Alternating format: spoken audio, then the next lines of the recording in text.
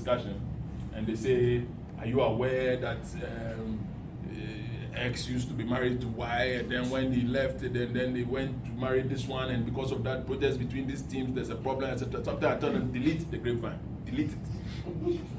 Just press delete, and then deal with the plan, what you want to do now, because you can also get bogged down by history. When was it? About December last year, I went for a dinner at Mensha on behalf of our organization. We were invited. So we closed the dinner, and I spoke to the GM in Kumasi, and I said, let's, young crowd for say, you were sitting at the high table. So we went and we said we came on behalf of MTN, we were leaving and so on. Just before we turned to go, he said, "Brah, I should come back." Then he said, he does not understand everything about the sponsorship that we are giving for Kotoko. So after Christmas, I should come back. After Christmas, we went back. Like I said, I hope that this offline conversation. Because we went back, and I was sitting beside Obukunti, GM Kotoko. Started by blessing him, by, first of all, acknowledging that, according to the Tumfor, this is the first time that somebody has been GM of Kotoko and he's not heard that Kotoko has taken a loan somewhere that he was not aware of. And the GM is pretending it was all right and so on and so forth. But this guy clears everything with him, so things are working well. But when we started to have that conversation, he made a statement that certain things have not gone well in the past. He's been looking for somebody from MTN who can say the past is behind us. So can we move forward?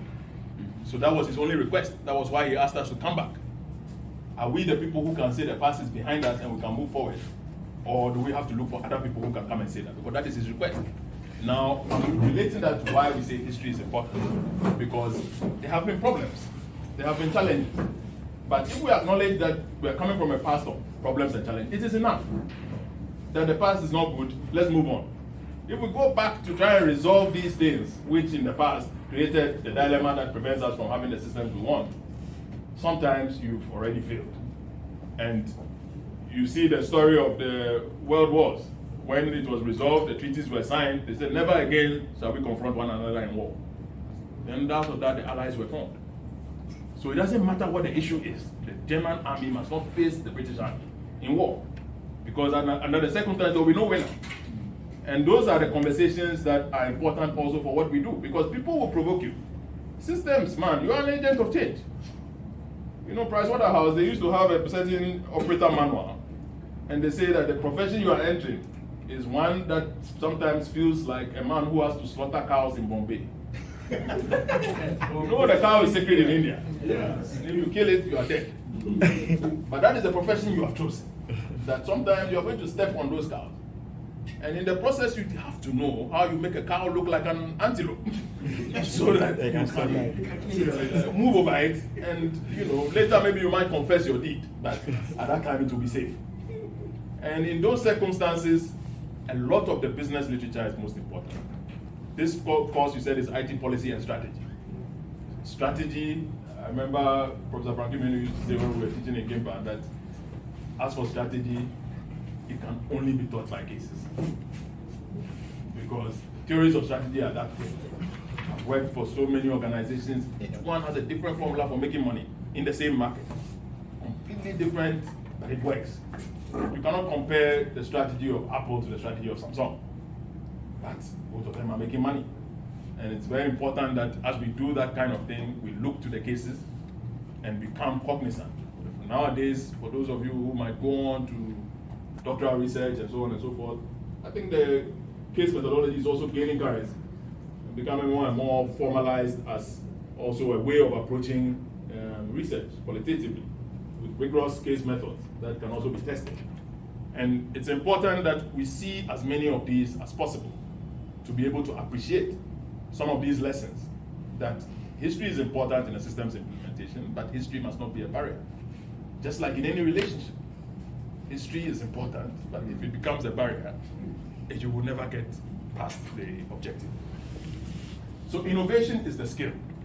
Again, on the issue that we speak about, why did I mention the key issue of motivation? Because, you know, I go across the country and I've done that for all the organizations that I've worked for, and a lot of the time I don't have the answers. And you've arrived, and it's a very embarrassing situation all the time. You have arrived, you're supposed to be the boss that was coming from Accra or the boss that was coming from head office, and so on and so forth. Let's have the conversation. It's just like when I finish talking right now, you're going to ask questions. Some of the questions I cannot answer. So it's going to be the innovation in the room that together we're going to put together and see what is the optimum answer for this. But organizations somehow are able to kill that innovation. You see, when you speak about the core competence of Apple, it has been innovation. How can one organization create the iPod, the iPhone, and the iPad in the space of a decade? I spoke about Gassen of the past. Apple, through innovation alone, has the same problem of too much cash. Nothing to acquire. What do they want to buy now? So sometimes they return a lot of the cash to the shareholders. The shareholders also say, well, do something with it. And then, you know, it's like a vicious cycle of cash. Exactly. But it of course, it's a better problem to have because more cash is always better. Yeah, I mean, I'm sure, I don't know the revenue figures, but I'm sure it is many multiples of our GDP. So there's a certain ranking going around. I don't know if some of you have seen it on WhatsApp of the world's biggest economies. And you see that they will put California as the biggest, and then they put Google and Apple and so on and so forth.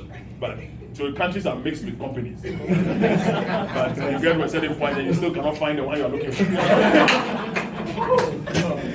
So it's becoming a problem that we have to be richer somehow. And wealth and all this comes from these systems. I have a very close friend I used to work in Heineken with in Amsterdam. And sometimes we'll sit down and say, so these boys we sit in the office with, how does it happen that for them, their children will always be fascinated? The schools will always be open, and so on and so forth. But on a pound-for-pound basis, you realize that you're doing work with the guy, and the guy does not understand the work. So what has made the society different? And it's always about systems. You see, at the end of every year, by the time Heineken, Shell, Unilever, Philips, Axo-Sikkens, these big Dutch companies, by the time they consolidate their account, they give 7% of the global corporate tax to the Queen of Holland to say this is a consolidated tax for the Netherlands. The budget has balanced. They haven't yet started talking about income tax and SMEs and all the other things that are going to happen because their forefathers at a certain point thought through.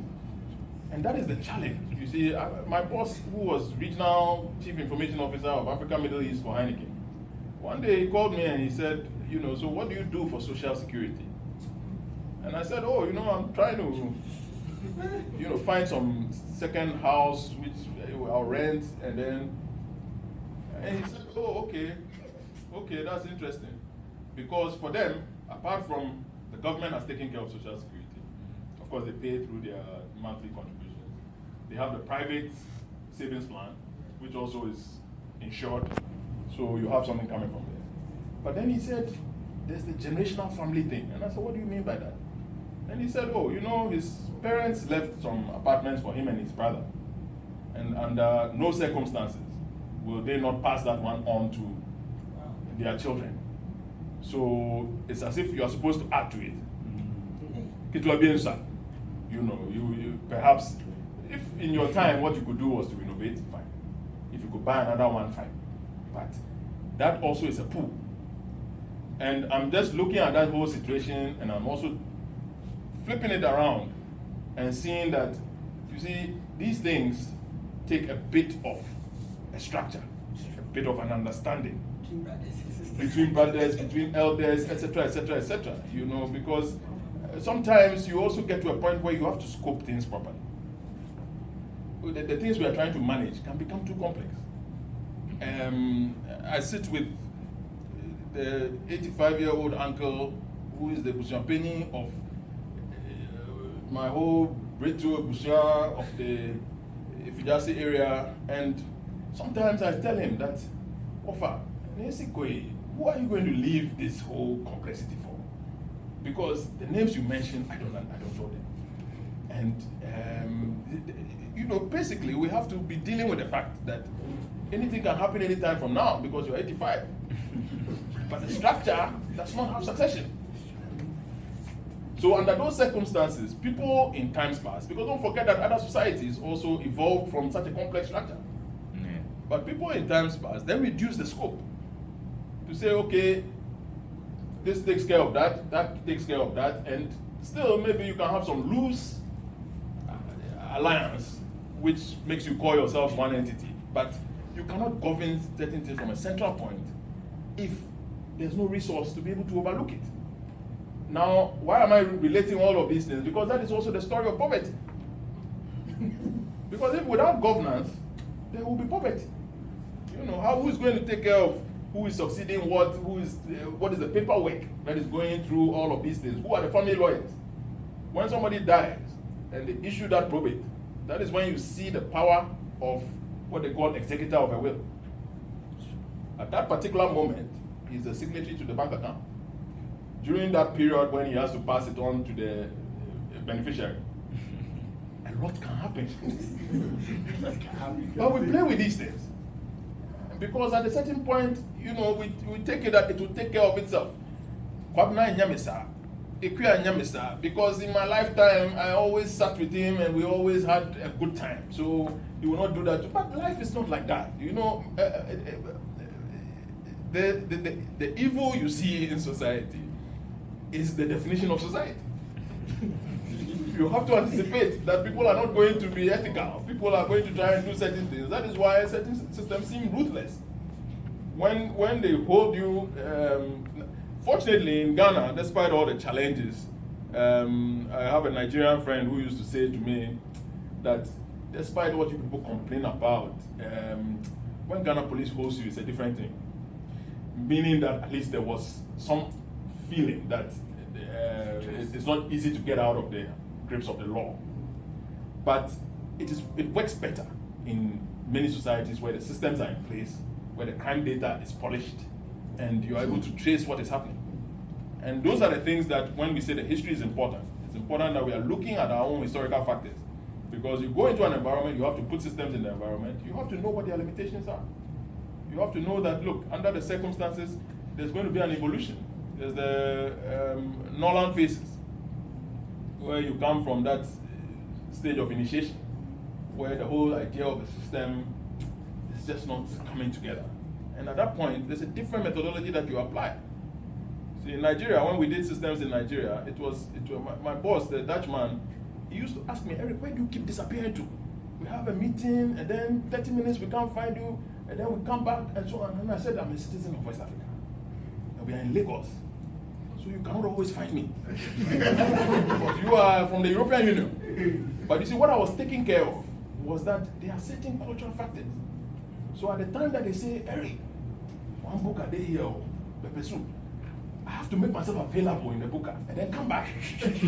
Because that is where they buy the legitimacy. That can we really work with you? Yeah. Or are you one of them? Yeah. Okay. So at the end of the day, when I get to Amsterdam and I call him and then I say, the project is not going well and my destiny is in your hands. Can you help me as chief accountant of Nigerian Breweries? They say, Eric, is it you asking? That's the first question. Is it you asking? Consider it done.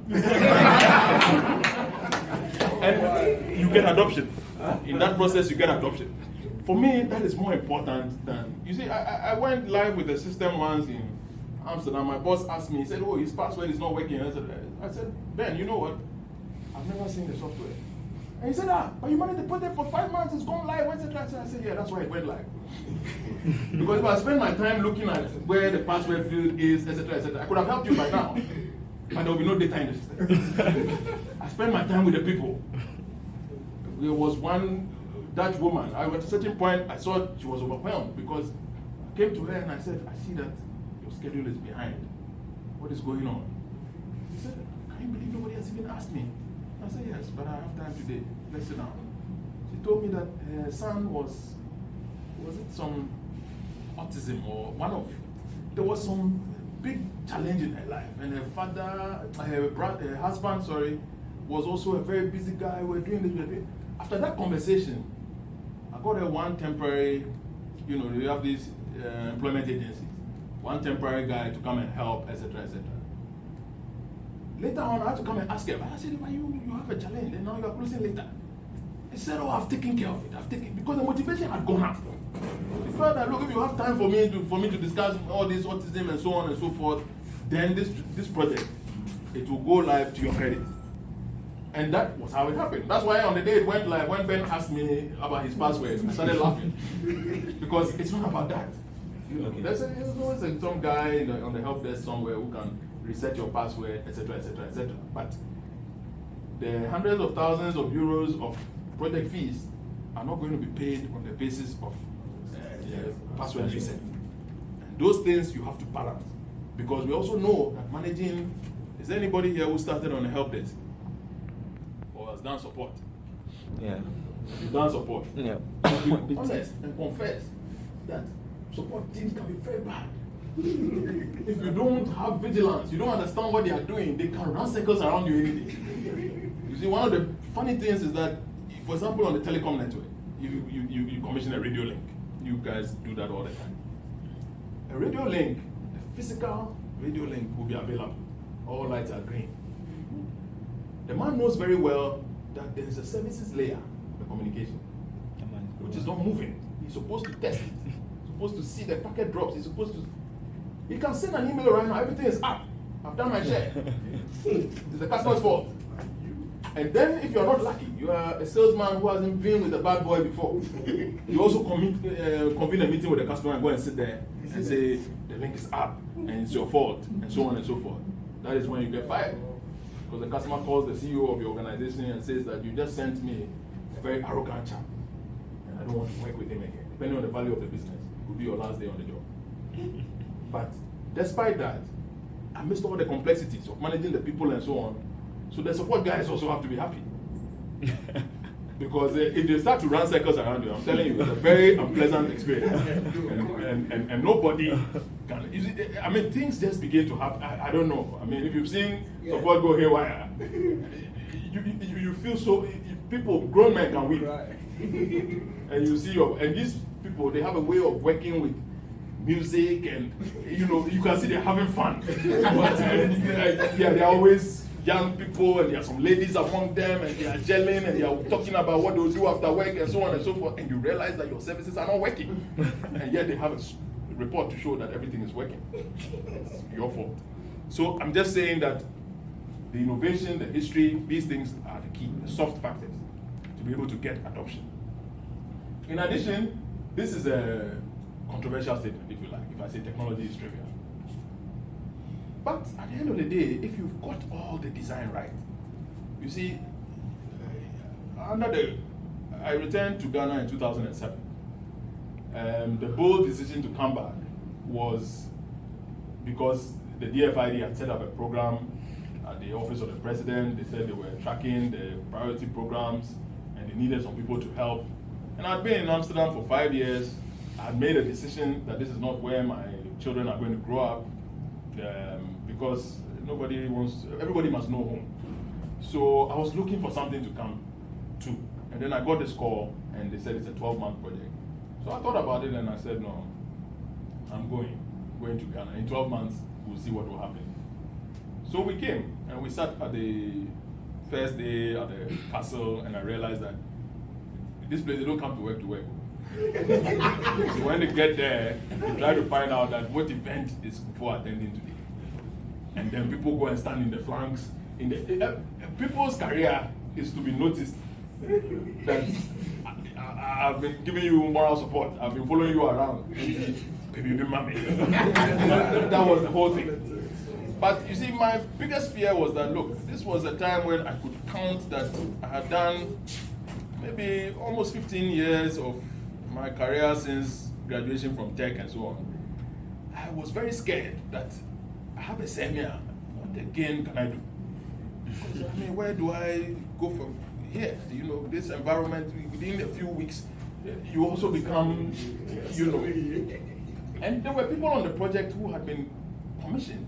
I still remember the fees because I used to, I felt a lot of envy when I heard that these guys have been commissioned for 3 months and going to be given £20,000 each to design the system. And we were to implement. So we sat down, and then after maybe 2.5 months, I said, Chiefs, we are leaving in 2 weeks. Where's the design? Nothing had happened. They were all busy negotiating for extension.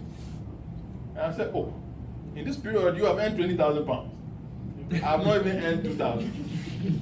You are asking for extension, and you are trying to also make me useless because you've not given me a design to work with. One day in my frustration, I drove to computer science at Lagos. I was just walking around the corridor. I saw some young undergrad boy walking around, and I said, come, your class, who is the shark guy? They say, oh, test, top, this, that. He said, his class, the guy I'm sure is not doing well because he didn't want to comment anybody. He said his class, shut up to some TA. He called the TA for me. So he called the TA, he came, young boy with his glasses. I spoke to him for a while, told him that I just want to have some prototype of a tracking system and so on, describe what I wanted and all that. But you see, what did it for me was not what he said technically. There's just the confidence with it. He said, let's meet at my father's house, not Kaneshi, Saturday. You see, when he said it, I said, this is my man. Because somehow he felt that he is my man. He's going to make this thing work. So we went to North Kaneshi, I sat with him. I didn't have a written spec. I showed him my Excel model, this, that, and of course the data was all over the place. As we talked, he was coding in Access. So when he finished, and then he ran the test, and I saw the overdue tasks, the changes coming, the lights, the this, the that, and he said, this is what you want, right? And I said, yeah. Then he said, okay, one more Saturday we'll finish. So we finished the first day, he came following week, we finished. You know my problem? How do I reward the boy? So I went to the boys who had collected the £20,000. I told them that, look, it's a very simple equation. The man has done the work, you couldn't do it. So give him £500. That's all. This guy will be happy. You know what? They refused. They refused. So me and this boy had to write the report, this and that and that and that and that, because I told my program manager at the time that what is happening here, if you don't dispatch these people in the next 2 weeks, nothing will happen for the next 9 months. So I prefer, at this stage, the MV has gone.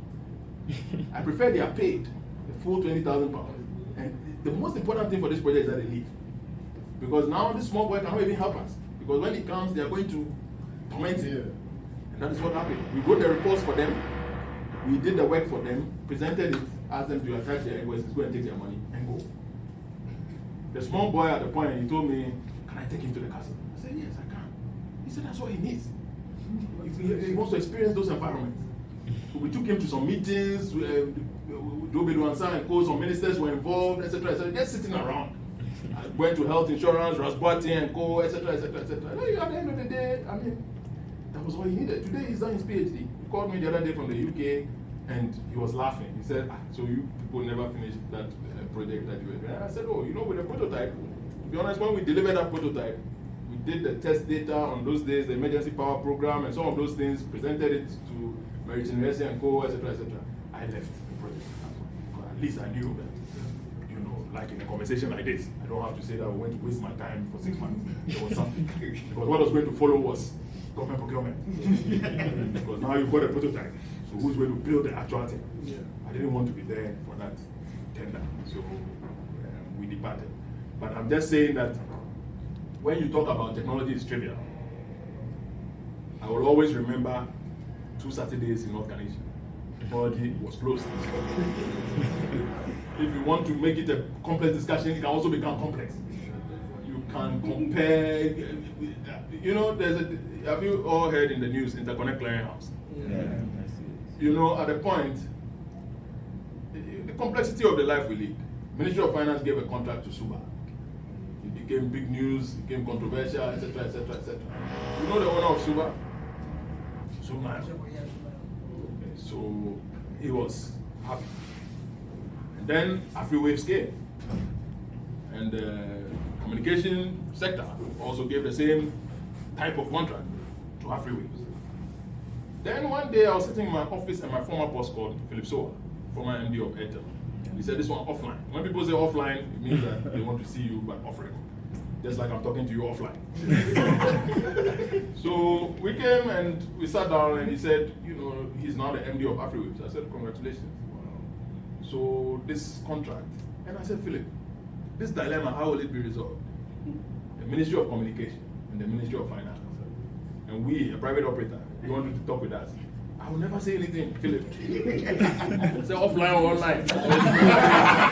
Because this thing is a mess. You know, for stability of the state in political science, the arms of government must not conflict to a certain state. So if anything like this is happening, it's not even the arms conflicting, but within the executive. You want me to come and say something? No. Then he said, oh, but they said one way of resolving it is that one of us will deal with the data that is already mediated, and one will deal with the one that is not mediated. And I said, Philip, people can talk nonsense sometimes because mediation is a change of format. So it's like an Excel sheet that you save as a text file. So what you've said doesn't mean anything. It's either you have the scope to deal with the problem or you don't have the scope. But for somebody to deal with it and then finish and save it in a different format and give it to you to also do some work, you're all pretending you're working. So I don't want to know about this. But that's what I mean by technology is trivial. People can make it important. You start saying that mediated, not mediated. It doesn't mean anything. But those were the kinds of conversations also that complicated a lot of public sector projects, a lot of private sector projects. You see, a lot of the time, the news is full of the public sector messes. But, you know, the things that go on, ask for Bashanti Goldfield in the old days. BPEX, some software they wanted to implement.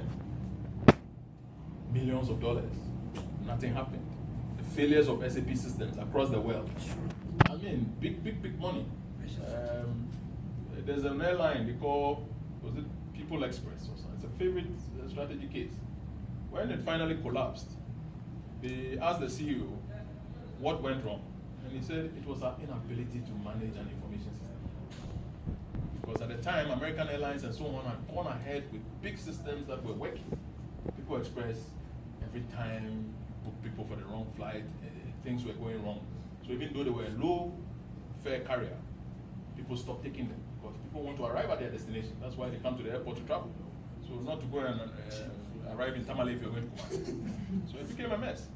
If you ask Nokia today, the guy is saying that we did everything right. So he cannot even look at it today and say, even in hindsight, where did we go wrong? But we got a partnership wrong.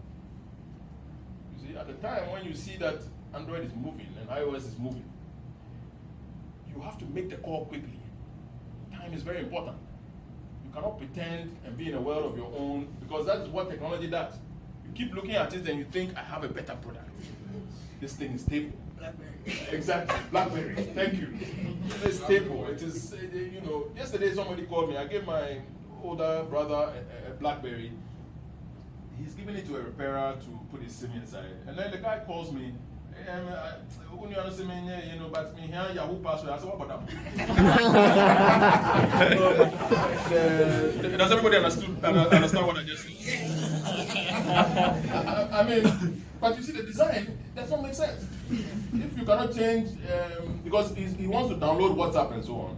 If today I went there to Ofanko to wipe the phone for him, because to wipe a BlackBerry, the primary account, you need to log in. So the repairer is right. But how can you take my password? You see, but I mean, when you design a thing like this, a brother cannot touch a brother a phone anymore. You are creating problems. You are creating problems. It's not social. It's not social.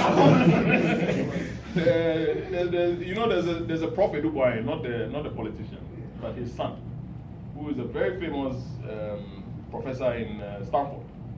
He has a lab in Stanford and he does a lot of research on artificial intelligence. So, you know these TED Talks, some of you watch these TED Talks, those video clips. And he was doing a TED Talk once. And he said, you know, the computer that you see today, you could logically build it to work in the irrational way that it works, which means that if I see you coming, it will search a database of all the people I've ever seen in the world, and then match to the name and say, okay, what's the name again? Robert. That's Robert coming. But of course, that's not how a human brain works. A human brain has a lot of rules, these synapses, the communication among the neurons. So the problem he was describing was that because the computer works in what human beings consider stupid, because if a human being sees another and decides to compare his face to all the people he's seeing, they'll say, mumu, mumu, so now. Because you're supposed to think. And it's very power consuming. So you find that whereas a human brain can work on something like 10 watts and do all these complex things, to be able to get that computer to do that number of searches, the number of gigawatts that have to be built, you find that the whole Earth's resources find it difficult to build intelligent machines. And the power problem is a bigger technological problem than the programming issue. Because where are you going to get the power to run what you're talking about? You have to dam every river, you have to mine all the uranium and so on and so forth, and at the end of the day, what are you going to run it on? But that is what it means by technology is trivial, because you've programmed it, it works, but it cannot execute, because that is not the way that intelligence must work. Why do I say Ghana is great? Because there's a certain myth. There's a certain myth that we can't do it. I told the regulator recently, we were having a conversation and he said, do you have a system that can, if you have to sell a SIM card today, that there's no number on? And it is when you activate that you choose your number. You have it. I said, yes, I have it. Then he said, okay, I'm going to test it. So they tested it in a few places, and then he came back and he told me, look, when we went to Nungwa, it was working. When we went here, it was working. But Achimota, it was not working. So I said, regulator, with all due respect, if it worked in Nungwa, the same software, then the tool is not a problem.